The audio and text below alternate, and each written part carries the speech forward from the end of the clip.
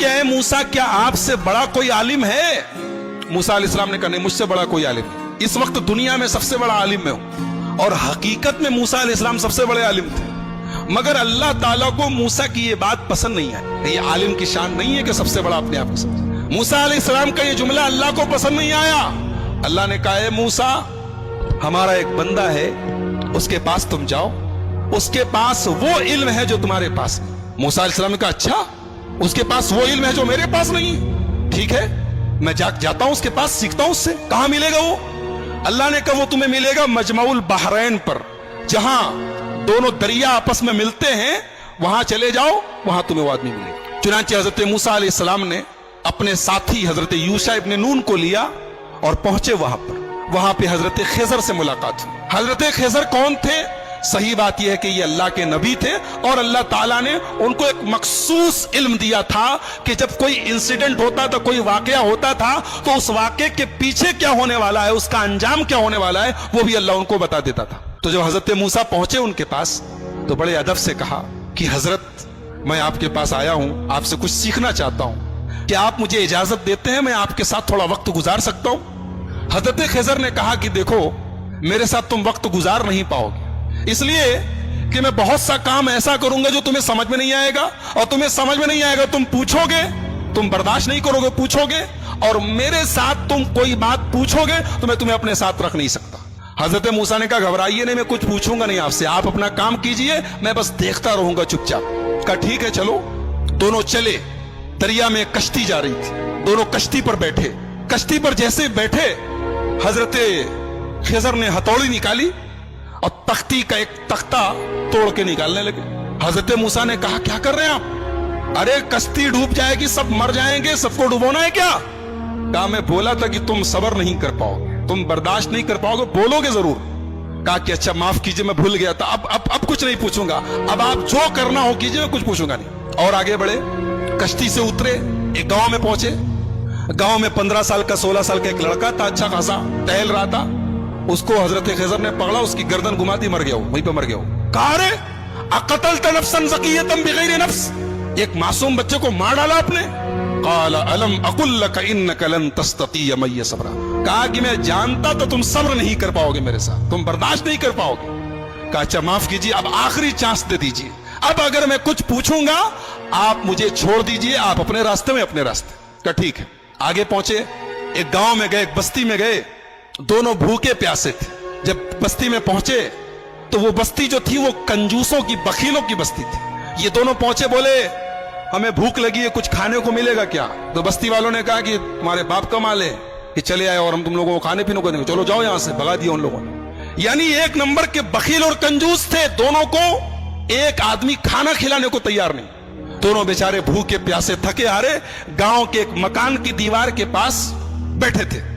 अचानक दीवार गिरने लगी, हजरत खिजर खड़े हुए और अल्लाह ने उनको एक मखसूद ताकत दी थी। दीवार गिर रही थी, उन्होंने खड़े होकर दीवार को सीधा कर दिया। हालांकि वो अकेले एक आदमी के बस की चीज नहीं थी, लेकिन अल्लाह ने उनको पावर दिया था, उन्होंने खड़े होकर दीवार ठीक कर दी। मूसा अलैहिस्सलाम जलाली पैगंबर थे, पहले ही गुस्से में थे, उन लोगों ने खाना और पानी तक नहीं पूछा था, मेहमान नवाजी नहीं की थी। कहा कि आप बड़े खैरखा बनते हैं, बड़े दरिया दिल बनते हैं, उन लोगों ने पानी तक नहीं पूछा और आप चले, उनकी दीवार गिर रही थी, आपको ठीक करने की क्या जरूरत थी? आप पहले पैसा ले लेते, कुछ मुआवजा तय कर लेते। क़ाल हाज़ा फ़िराक़ु बैनी व बैनिक, कहा कि ऐ मूसा, अब यहां से आप अपने रास्ते में अपने रास्ते। आपने कहा तो मैं बोलूंगा नहीं और आप हर जगह बोल दिए। अब मैं बताता हूं कि वो तीनों काम मैंने क्यों किया था। हम लोग जिस कश्ती में जा रहे थे, वो कश्ती कुछ गरीबों की कश्ती थी, कुछ गरीब लोग थे, वो बेचारे कश्ती पर चलाते थे, वही उनकी इनकम का जरिया थी। आगे एक जालिम बादशाह था, वो जालिम बादशाह जब कोई कश्ती देखता था, अगर कश्ती सही सलामत होती थी तो कश्ती को लूट लेता था, और अगर कश्ती दूर से ही ऐबदार नजर आती थी तो छोड़ देता था। मैंने तख्ता निकाल दिया ताकि वो जालिम बादशाह कश्ती को लूटे ना। और जो लड़का था जिसको मैंने गर्दन पकड़ के मार दिया था, उस लड़के के माँ बाप बहुत नेक थे, मोमिन थे, ईमान वाले थे, और वो लड़का आगे चल के अपने बाप का नाफरमान, अपनी माँ का नाफरमान और काफिर होने वाला था। तो मैंने अल्लाह के हुक्म से उसको खत्म कर दिया, और अल्लाह उस बच्चे के बदले उनको एक नेक बच्चा देगा जो उनकी आगे चल के ईमान वाला बनेगा और उनकी खिदमत करेगा। और जो दीवार मैंने ठीक कर दी थी, वो दरअसल जिस मकान की दीवार थी वो मकान 2 यतीम बच्चों का था। उनका बाप जब मरने लगा तो उसने अपनी सारी जमा पूंजी, बच्चे छोटे छोटे थे, सारी जमा पूंजी अपने मकान की एक दीवार के नीचे दफन कर दिया। और वो बच्चे बेचारे अभी छोटे छोटे थे, यतीम बच्चे थे। अगर दीवार गिर जाती तो वो बस्ती जो थी, गांव वाले 1 नंबर के हरीस और लालची और बखील लोग थे, हमें एक गिलास पानी तक नहीं पूछा, वो दीवार के नीचे का सारा खजाना लूट लेते और वो बेचारे यतीम बच्चों का हक मारा जाता। तो अल्लाह के हुक्म से मैंने दीवार को ठीक कर दिया ताकि जब बच्चे बड़े हो जाएं तो फिर अल्लाह ताला उनके बाप का खजाना उन्हें पहुंचा दे। और अल्लाह ने ऐसा क्यों किया? इसलिए कि उन दोनों बच्चों का जो बाप था वो बहुत नेक था।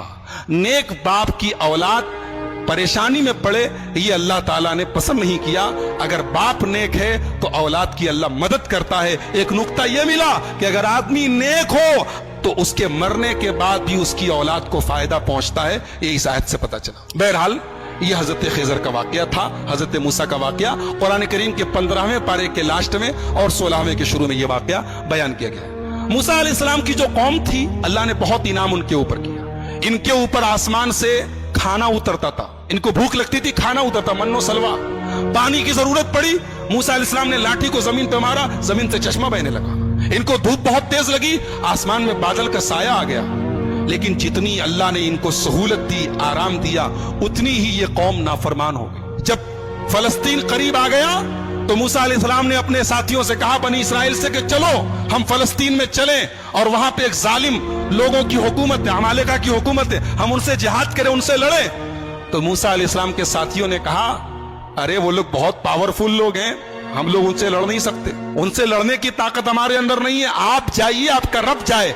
इज़हब अंत व रब्बुका फकातिला, ऐ मूसा तुम जाओ, तुम्हारा रब जाए और दोनों जाके लड़ाई करो, हम लड़ने वाले नहीं।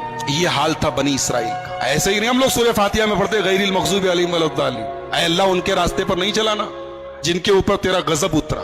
अल्लाह ने इसको जितना नवाजा था, इस कौम ने उतनी ही नाफरमानी और उतनी ही बदकारी की। सोचिए अल्लाह की कितनी बड़ी गुस्ताखी है, रसूल की कितनी बड़ी गुस्ताखी। कह रहे हैं मूसा तुम जाओ, तुम्हारा रब जाए, तुम लड़ो, हम नहीं लड़ेंगे। और दूसरी तरफ हमारे प्यारे नबी जनाब मोहम्मद रसूलुल्लाह सल्लल्लाहु अलैहि वसल्लम जब ग़ज़वा बद्र के मौके पर अपने सहाबा से मशवरा करते हैं, अपने सहाबा से मशवरा करते हैं और अपने अंसारी सहाबा से पूछते हैं कि तुम लोग क्या करोगे? तो अंसारी सहाबा कहते हैं, अल्लाह के नबी, हम कोई मूसा के साथी थोड़ी हैं जो कह दे कि आप जाइए, आप लड़िए, हम बैठे रहेंगे।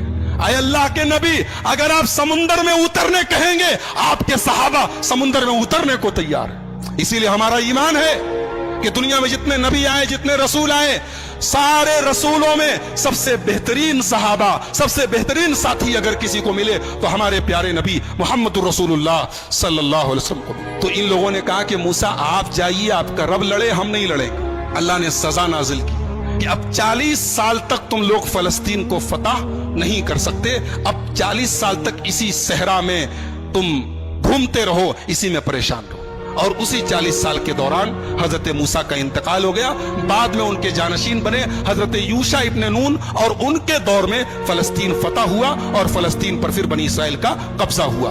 तो ये चूंकि हजरत मूसा की जिंदगी के बाद का वाकया है, इसलिए वो हमारी गुफ्तगू का टॉपिक नहीं है। हजरत मूसा की जिंदगी में हमारे लिए बहुत सारी इबरत और नसीहत है। सबसे बड़ा सबक ये है, जिसको अल्लाह रखे उसको कौन चखे, जिसको अल्लाह रखे उसको कौन चखे। मूसा अलैहिस्सलाम पानी में उनकी मां डाल देती है, लेकिन अल्लाह ने कैसे बचाया है। और फिरौन जो उनका दुश्मन था, उसके दरबार में अल्लाह ने उनको उनकी परवरिश करवाई है। और फिर अल्लाह ने उस मौके पर जब मूसा की पूरी कौम, मूसा अलैहिस्सलाम की पूरी कौम कहती है कि हम पकड़ लिए जाएंगे, गिरफ्तार हो जाएंगे, लेकिन हजरत मूसा ने अल्लाह की जात पर ऐसा भरोसा और यकीन रखा कि अल्लाह ने उनके भरोसे की लाज रखी और समुंदर के अंदर, दरिया के अंदर रास्ता बना दिया। तो मेरे भाइयों, बहुत सारे सबक हैं, बहुत सारी इबरतें हैं, नसीहतें हैं। आइए हम अल्लाह से दुआ करें, अल्लाह ताला इस जलीलुल क़द्र पैगंबर की सीरत को हम सबको समझने की और इससे जो इबरतें, नसीहतें हासिल हो रही हैं, उन्हें अपनाने की तौफीक अता फरमाए। रब्बुल आलमीन हमें नबियों के वाक़यात को पढ़ने और सुनने की तौफीक अता फरमाए।